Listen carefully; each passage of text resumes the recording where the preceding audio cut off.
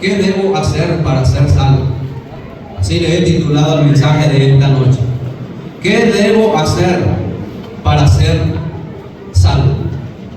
Había una expresión muy conocida en el Antiguo Testamento y también en parte de los inicios de la era cristiana en el Nuevo Testamento, y es esa expresión: ¿qué debo hacer? ¿Qué debo hacer? Y bien conocida, les puedo decir, porque era una expresión dicha por los esclavos, por las personas que eran siervos y que estaban al mando de sus amos y que estaban siempre escuchando las órdenes que sus patrones, que sus amos les hacían. Cuando ellos llegaban a concluir, a terminar la tarea que se les había encomendado, entonces ellos volvían a donde su amo y le preguntaban eso: ¿qué debo de hacer ahora? ¿Qué debo de hacer? Esto mostraba la sumisión y el respeto que todos los siervos, que todos los trabajadores les debían a sus amos, y estaban siempre diciéndole día a día aquella expresión: ahora qué debo de hacer. Pero en el caso del pasaje bíblico que estábamos leyendo, donde narra la historia bíblica acerca de un hombre que era el carcelero de una cárcel de una ciudad que se llamaba Filipo. Y de esa historia yo quiero contarles el día de hoy. Ese hombre encargado de esa cárcel en Roma, en esa ciudad que se llamaba Filipo, aunque él no era un siervo, no era un esclavo, pero estaba acostumbrado a decir también estas expresiones, porque por encima de él estaban las personas que le daban sus órdenes, lo que debería de cumplir como jefe de aquella cárcel. Por tanto, él también, aunque no era un esclavo, aunque no era un siervo, era un trabajador de esa cárcel, pero con una gran responsabilidad, siempre estaba expresando aquella misma palabra: ¿qué debo de hacer? Porque él sabía que tenía que sumirse a las palabras y a los mandatos que sus jefes le daban. La historia bíblica dice que este hombre un día, haciendo su función de trabajo, cuidando a todos los presos, bueno, esa es una gran responsabilidad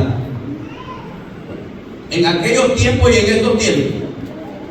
Una persona encargada de los presos, el castigo que podía recibir en aquel tiempo era que si bajo su mando alguna persona de los presos que estaban ahí huía de la cárcel, él debería de pagar la condena que tenía aquel preso. Y por lo general era que estos hombres eran muertos si dejaban escapar a uno de esos presos. Yo no sé cuál será la condena para uno de los jefes de las cárceles en estos tiempos. No sé realmente, pero debe de haber algún castigo bastante severo. Pues en aquel tiempo eso era lo que sucedía. Si una persona llegaba a escaparse de la cárcel, uno de los presos que estaban allí, el cuidador, el jefe, debería de ser muerto. O sea, era de sumo cuidado. Y ahora al carcelero de Filipo se le da una encomienda. Habían llegado dos hombres que lo habían metido a la cárcel por una acusación falsa, porque al fin y al cabo estos hombres llegaron a ese lugar porque eran unos hombres de Dios, predicadores de la palabra del Señor, y en una acusación falsa. ¿Cuál era el delito que habían cometido ellos? No había ningún delito de fondo. La acusación falsa que le habían hecho era que ellos eran judíos y que andaban diciendo algunas cosas a los romanos que no era lícito para ellos. hombre que se vio como despojado en cierto momento, porque él tenía a una joven sierva en su casa, y esta joven sierva tenía un espíritu de adivinación,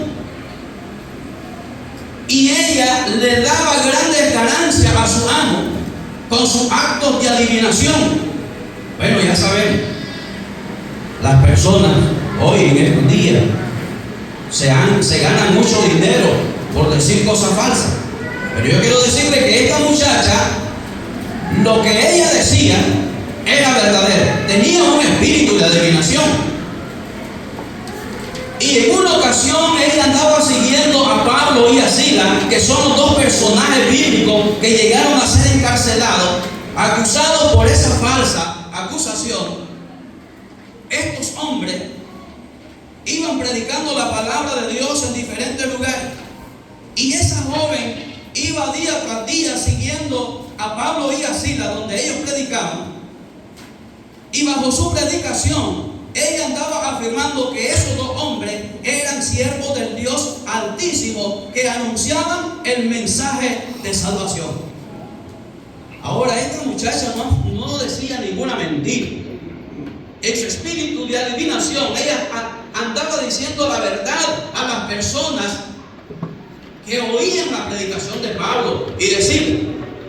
Pero en cierto momento el apóstol Pablo se sintió incómodo por aquella expresión, por aquellas palabras que, si bien eran ciertas lo que afirmaba la muchacha, a Pablo le incomodó.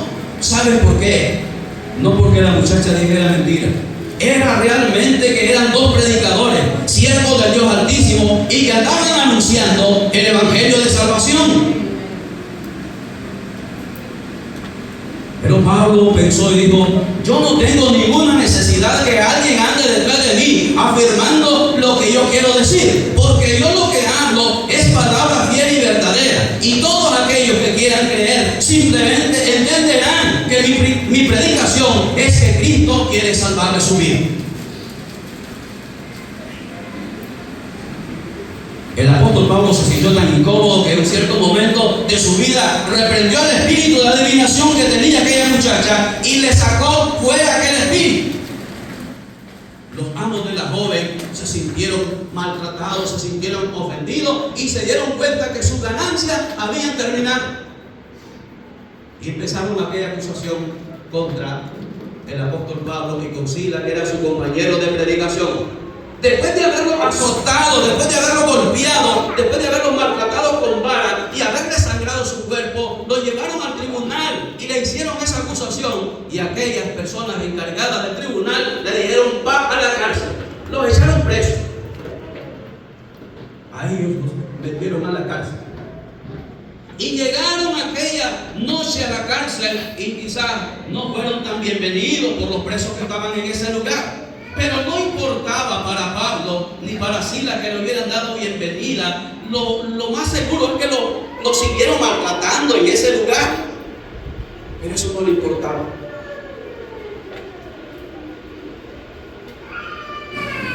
El carcelero de Filipo le dieron una orden estricta: cuídalos con mucha rigurosidad. Póngale mucha atención a estos dos. Cuídalos, que no se escapen. Y cumpliendo aquella orden de su jefe, aquel carcelero dice que lo metió a la celda más profunda de aquella cárcel, a la que estaba más al fondo, y los aseguró con cepo sus pies. Amados amigos y hermanos, a veces nosotros no entendemos los propósitos de nuestro Señor. Nuestra mente es tan pequeña que ni siquiera nos imaginamos cuando estamos pasando una situación así como esta.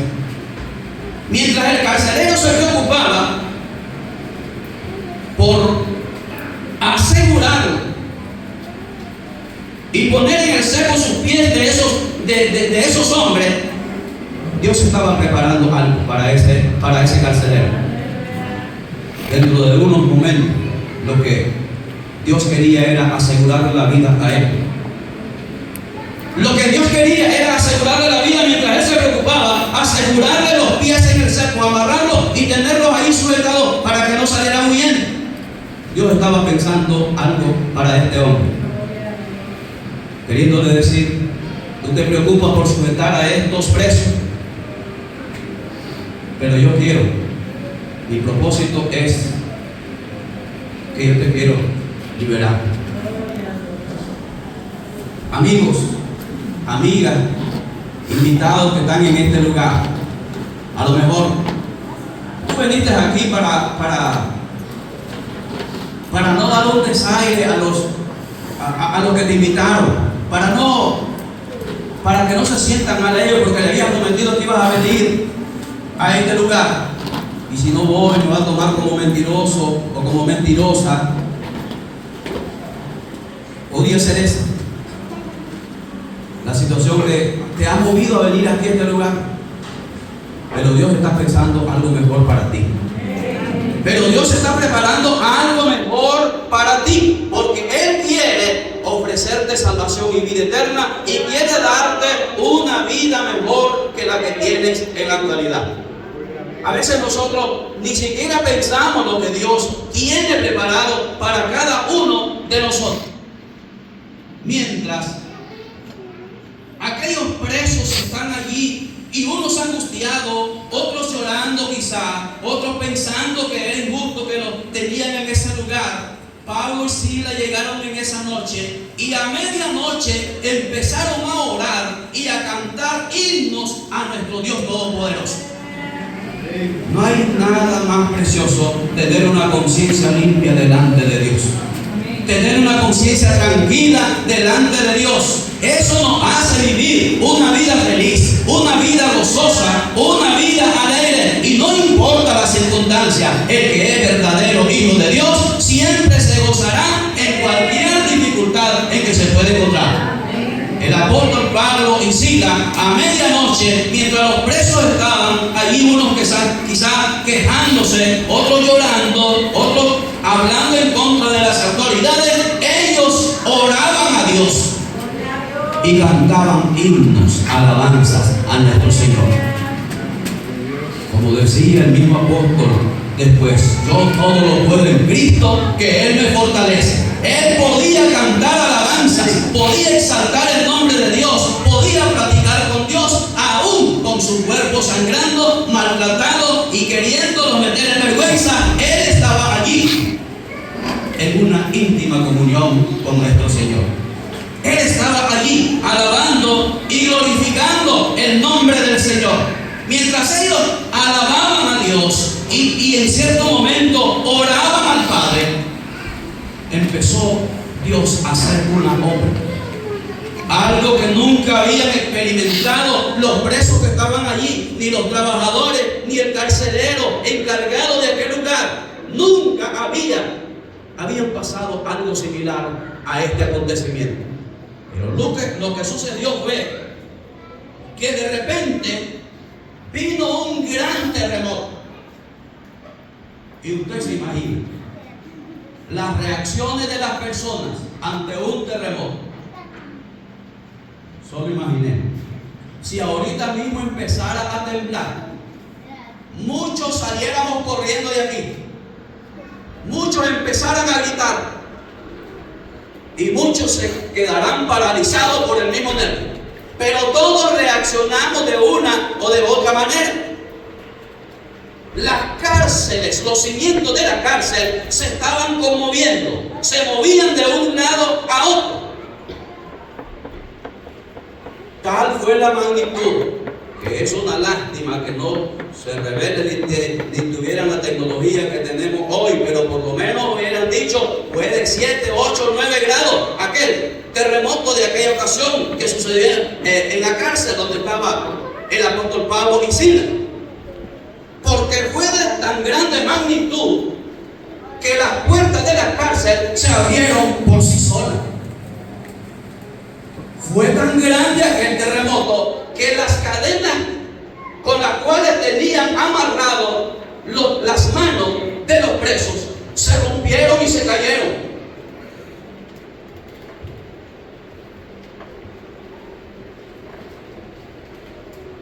Eso fue algo terrible.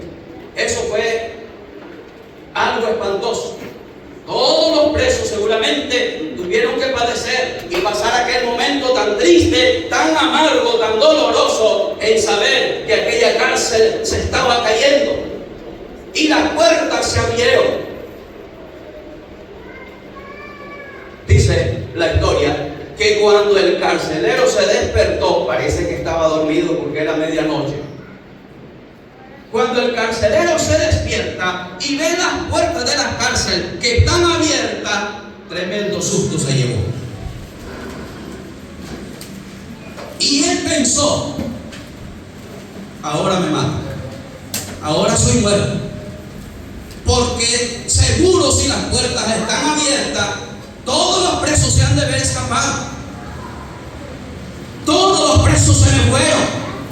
Y él, pensando en eso, no le daba razón, ni siquiera se asomó donde tenía a los presos. Y lo que se le ocurrió fue ir y tomar su misma espada y se iba a matar él, se iba a suicidar. El apóstol Pablo, aquel hombre que estaba hacía unos momentos orando y cantando himnos al Señor, vio aquella situación, aquella condición de aquel hombre que estaba amedrentado, que estaba queriendo suicidarse, y le pegó un grito y le dijo: oye, no te hagas ningún daño, no te mates, no te suicides, no hagas eso. Todos estamos aquí. Todos los presos están aquí. Nadie se ha escapado. Todos ellos están en este mismo lugar. Era algo increíble. Pero como todos esos presos, teniendo la libertad para salirse, nadie se escapó. Nadie salió del lugar. Es que Dios tenía un propósito especial para aquel carcelero, para aquel hombre que quizás tenía un carácter fuerte, para aquel hombre que quizás había maltratado a muchos presos en ese lugar. Dios estaba preparando algo especial. Cuando el apóstol le dice: aquí estamos todos, él se da cuenta que aquello es algo sobrenatural. Y ni siquiera se acordó ahora del temblor, del terremoto. Lo que él pensó es que las puertas estaban abiertas y que los presos se habían escapado. Y esto, él dijo: esto no lo entiendo, no puedo explicarlo, no puedo entender esta situación. Y dice que se aproximó, se acercó a donde estaban Pablo y Silas, se arrodilló delante de ellos y le dijo estas palabras: señores. Voy a leerlo de una manera literal. Lo que dice el verso 29, dice: él entonces, pidiendo luz, se precipitó adentro y temblando se postró a los pies de Pablo y de Silas. Temblando. El terremoto ya había pasado, pero seguía en el cuerpo de aquel carcelero. El hombre temblaba, el hombre estaba lleno de temor. Y viene y se arrodilla delante de Pablo y de Silas y le expresa estas palabras. Señores, con esta expresión, estimados amigos y hermanos, el hombre estaba reconociendo que no estaba ante cualquier persona, que estaba ante alguien que era guiado y dirigido bajo el poder del Dios Todopoderoso, que era Dios que estaba hablando a su vida. Amados amigos, Dios habla de diferente manera. A veces te puede llamar, a veces te puedes escuchar una voz, a veces puedes ver una situación alrededor tuyo, a veces te puede pasar algo, a veces te puedes enfermar, a veces puedes leer la Biblia, o puedes escuchar un mensaje, o puedes escuchar un predicador por la radio, o puedes ver a un predicador por televisión, y Dios está hablando a tu vida. Pero de muchas maneras Dios estaba hablando ahora a este hombre, a este carcelero, a través de estos predicadores de la palabra de Dios. Él se da cuenta que no eran cualquier preso que él tenía ahí, que eran hombres servidores de Dios, y que Dios había provocado aquel gran terremoto para que él se diera cuenta que Dios quería tratar con la vida de ese hombre. Amén. Y que quería transformarlo, y que quería que fuera una buena persona. Ese versículo dice: temblando se postró a los pies de Pablo y de Silas y le dijo estas palabras: Señores, ¿qué debo hacer para ser salvo? ¿Qué debo hacer para ser salvo? Hermanos, hay momentos que Dios habla a nuestra vida y que nosotros no podemos resistir esa voz. Yo no sé si en alguna ocasión había escuchado predicar la palabra o le habían hablado frente a frente acerca de Dios, que Dios le podía cambiar su vida. Pero en ese momento él ve algo extraordinario, algo que nunca sus ojos habían visto. Una obra majestuosa dirigida por la mano de nuestro Señor. Y lo que él ahora, estando frente a Pablo y Silas, le dice: ¿qué debo de hacer para ser salvo? Por lo general, estimados amigos, el ser humano piensa que haciendo algo uno puede tener la vida eterna.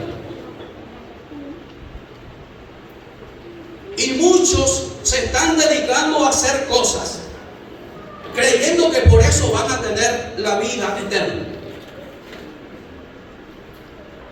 Muchos se jactan diciendo: yo soy una buena persona, dependo de una buena familia, tengo estudio, tengo una carrera, soy respetuoso con los demás, soy muy educado, yo no hablo malas palabras, le ayudo a aquel pobre que anda pidiendo limosna, le doy de comer a aquellas personas que tienen necesidad y que tienen hambre. Si lo estás haciendo, síganlo haciendo.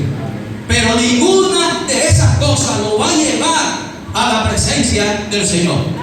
Ninguna obra que el ser humano se crea, por muy buena que sea, no lo llevará a la presencia del Señor. Pero este hombre ahora le dice: ¿qué debo de hacer para ser salvo? No hay que hacer nada. Lo que hay que hacer es creer y obedecer la voz de nuestro Señor Jesús. Creer que somos pecadores. Todos somos pecadores. Todos hemos ofendido a Dios de alguna manera. Mentirosos, rencorosos, envidiosos. Nuestros labios hablan malas palabras a veces. A veces tenemos pensamientos malos. Y no diga usted, amigo, que eso no es, que eso usted no lo practica. Nadie puede llamarse bueno. Nadie puede hacer cosas buenas.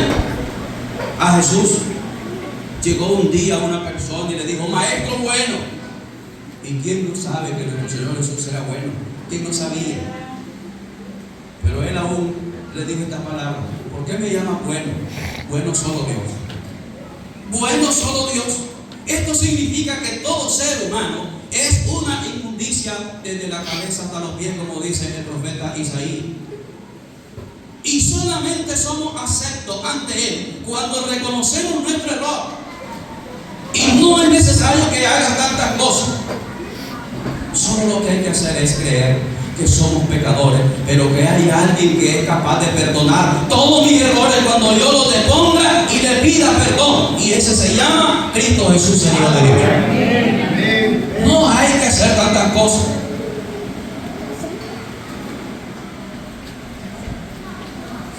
A veces uno piensa que así llegó un joven rico un día ante el Señor y le dijo: ¿qué puedo hacer para tener la vida eterna? ¿Qué puedo hacer para tener la vida eterna? Y Jesús lo llevó y le explicó: no tienes que hacer nada. Solamente poner en primer lugar el amor de Dios antes que todas las cosas. Y como tú tienes tanto amor a eso que tienes, nunca llegarás a conocer realmente el verdadero amor de Dios. Porque todo aquel que ama a Dios tiene por principio ponerlo en primer lugar, adorarle y bendecirle, y todas las cosas vienen después añadidas. Todas las cosas vienen después añadidas. Señores, ¿qué debo de hacer para ser salvo? Ellos le dijeron: lo único que tienes que hacer es creer en el Señor Jesucristo y serás salvo tú y tu casa.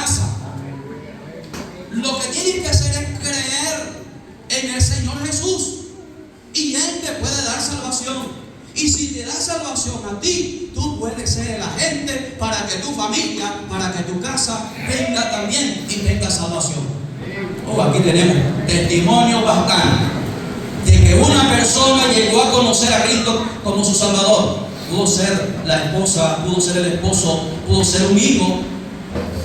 Y luego vino toda la familia. Porque así trabaja Dios, de esa manera. Alguien llega a conocerle y a través de él, del testimonio de esa persona que ha sufrido cambio, Dios sigue transformando vida y transformando corazón. Lo que tienes que hacer, le digo Pablo, es creer en el Señor Jesucristo. Creer que sos un pecador. Creer que has ofendido a Dios y pedirle perdón a Él.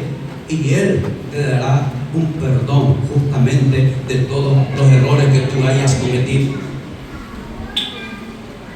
Aquel hombre pudo entender aquel mensaje. Aquel hombre lo comprendió totalmente. Porque luego dice el texto: y le hablaron la palabra del Señor a él y a todos los que estaban en su casa. La palabra no viene por el oír. Este hombre escuchó atentamente. Este hombre escuchó el mensaje que Pablo y Silas le estaban predicando. Y creyó él, y creyó su casa, creyó su esposa, creyó sus hijos, creyeron sus trabajadores, porque él estuvo atento a oír la palabra del Señor. Y no quiso seguir rehusando al llamado que Dios le estaba haciendo. Dios quizás le presentó esa oportunidad para que la pudiera aprovechar. Y así, estimado amigo y amiga, Dios te está presentando el día de hoy una oportunidad para que entiendas que sos pecador y que debes de arrepentirte de esos errores que has cometido, pero confiar en Cristo, que Él es capaz de perdonar todos nuestros errores. Entonces le hablaron la palabra del Señor a él y a todos los que estaban en su casa. Y él, tomándolos en aquella noche, en aquella misma hora de la noche, les lavó las heridas y enseguida se bautizó él con todos los suyos. Amén. Él empezó a servirles. Qué pesarle de verdad. Y el concepto que tenía él de esos presos antes, cuando le vio las heridas sangrar, lo que hizo fue, se las lavó, se las vendó, los curó. Y esa muestra de aquel cambio maravilloso que había habido internamente, ahora lo expresaba de manera externa, que Cristo había morado en su corazón, que Cristo le había salvado su vida. Porque dice que inmediatamente, increíble, el único caso, recibiendo a Cristo. Pero estaba tan seguro él y su familia que esa misma noche le pidieron que lo bautizara, porque estaban totalmente seguros que ellos se habían arrepentido de sus pecados y que Cristo Jesús se los había perdonado todo. Se bautizaron. Toda esa familia, aquella misma noche, se bautizaron. Esta es muestra de que su arrepentimiento fue verdadero, de que su arrepentimiento fue seguro, de que ellos sabían que se habían entregado en los brazos de Cristo Jesús y que nunca jamás los había de abandonar, que ahora sus pecados habían sido perdonados y que ahora iban a la presencia de nuestro Señor. Y esa es la seguridad que debe tener todo verdadero hijo de Dios. Estar seguro que cuando partamos de este lugar iremos a la presencia de nuestro Señor. Luego dice: y llevándolos a su casa, les puso la mesa, o sea, les sirvió, los atendió, les ofreció alimento y se regocijó con toda su casa de haber creído a Dios. Diga bien, hermano. Ellos no creyeron la palabra de Silas ni de Pablo.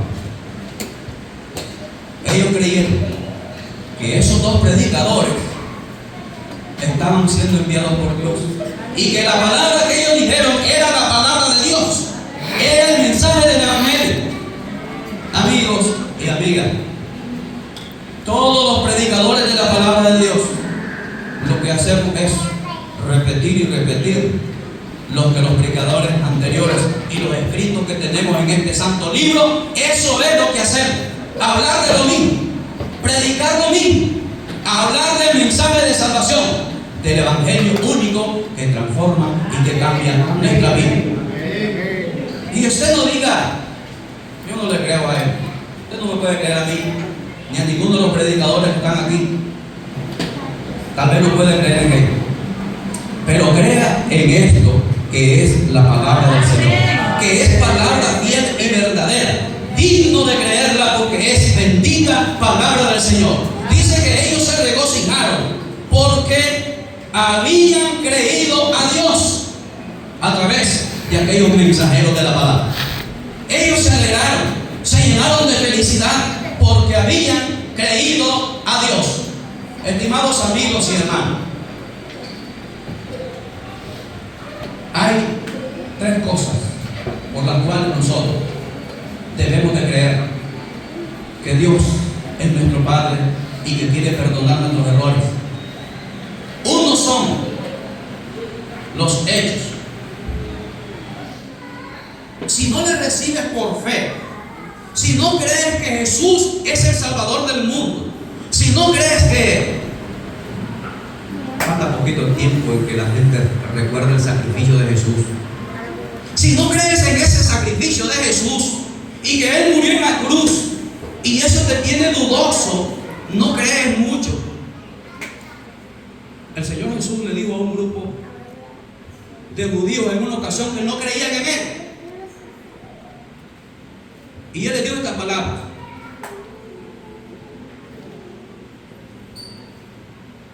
si ustedes no quieren creer en mí, no crean, pero crean en las cosas que hago, crean en las obras que hago.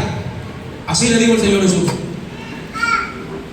Y anoche estaban escuchando el mensaje que nos hablaba el predicador de uno de los milagros que hizo nuestro Señor Jesús.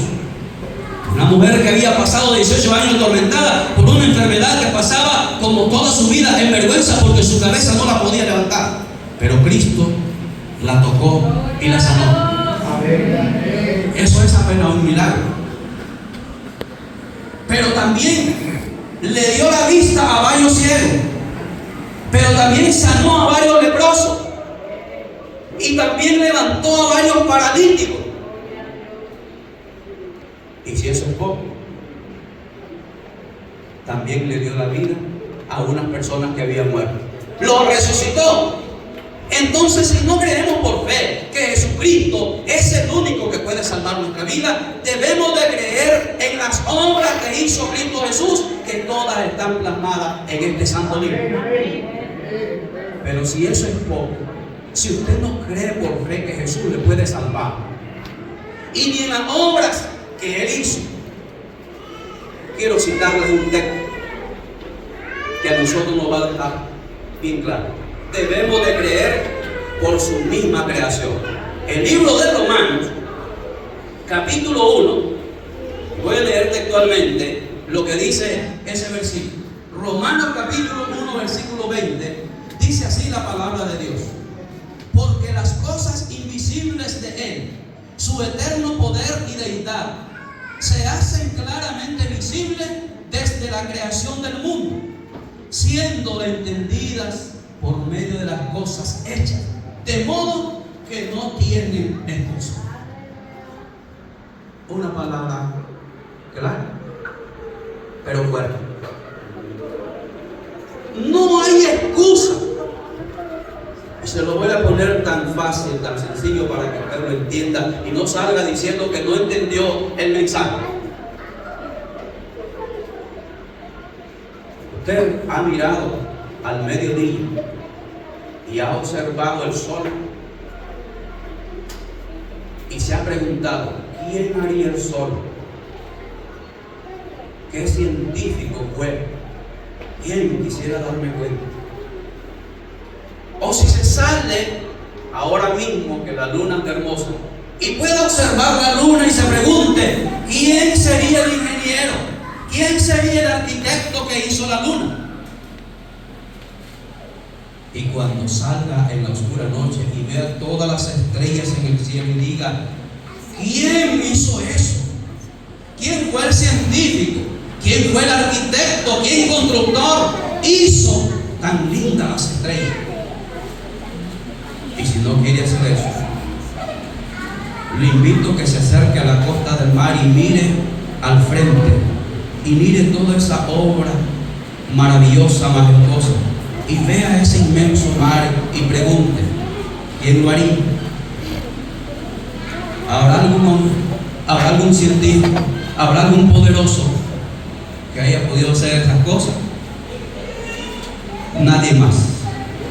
Solo el que lo pudo hacer con su voz y con su orden, el Dios 3 veces santo. Así que no tenemos excusa, amigos y hermanos. La misma creación habla por su propio peso, que Él es el creador de todas las cosas visibles e invisibles y el creador de tu misma vida. Por tanto, no hay escapatoria. No hay manera de escaparnos ni poner excusa delante de Dios. No te entiendo, Señor. No le escucho bien a los predicadores. Quedé confundido. Vea la creación, porque allí no habrá ninguna excusa para poder decir no entiendo nada. Obra de Dios, obra del poderoso, obra del santo, ese Cristo que vive por los siglos de los siglos, al cual le debemos todo y a quien debemos rendirnos humillados, presentándonos ante Él, pidiéndole perdón por nuestros errores. Voy a pedirle que oremos en esta noche. Todos los hermanos oramos. Si los amigos también desean orar, ore también al Señor